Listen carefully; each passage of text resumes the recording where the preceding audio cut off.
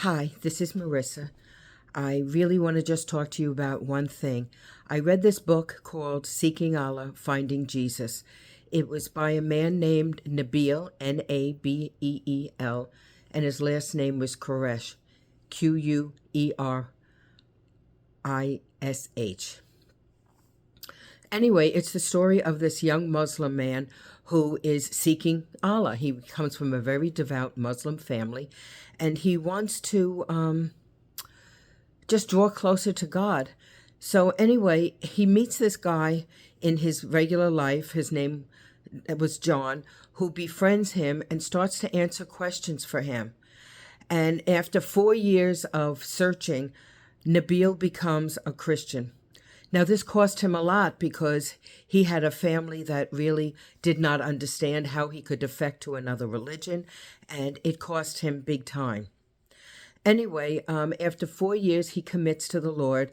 And the first time he goes to read something from the scripture for comfort and not like just for like an academic, let me see what it really says, but pursues it to strengthen him, he comes upon the beatitude that goes, "Blessed are those who hunger and thirst for righteousness, for they shall be filled." And it stops him in his tracks because he wants to be righteous. And as he's talking about it, he reminds himself that it isn't that he gets to be righteous, but it's the hunger and thirsting for righteousness that will make us filled. Now, I don't know about you, but I've been a believer for over 50 years, and I've read the Beatitudes like a gazillion times and have wrestled with them because sometimes they seem kind of negative, and yet there's always a good thing about it. But hungering and thirsting for righteousness. Now, I have felt that way since I'm a teenager. And sometimes my hungering and thirsting was pretty small, and sometimes it's pretty big.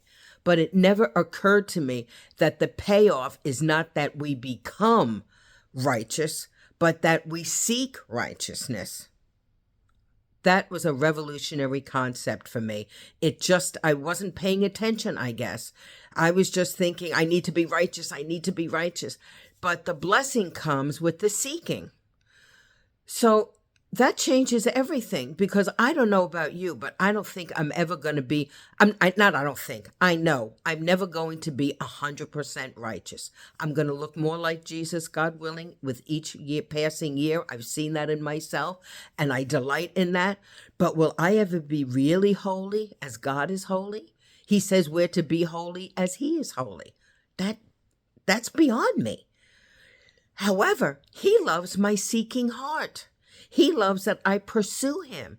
He loves that I don't give up and that when I fall flat on my face in my efforts to look more like Jesus, he picks me up, dusts me off. I say, "I'm really sorry. Please help me. This is beyond me."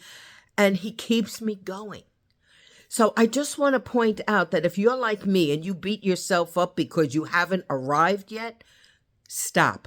That is a ploy of the enemy who wants us to feel like in Christianity and following Jesus is impossible.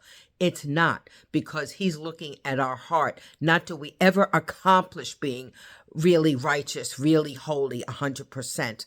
No, he's looking for the heart that seeks. That I can do. And I can get healing and forgiveness when I fall on my face or when I'm really off the mark. But the Lord is still pleased because I hunger and thirst for it. So if you're like me, please put all that beating yourself up aside and bask in the mercy and grace of God, who says, I just want you to be with me and try, work at being close to me. I'll never be able to arrive on this side of heaven. But please stop beating yourself up and just know that it's the seeking, the desire, the pursuing God that blesses his heart. And he, in turn, blesses your life. So I hope this blessed somebody. God bless you. Bye.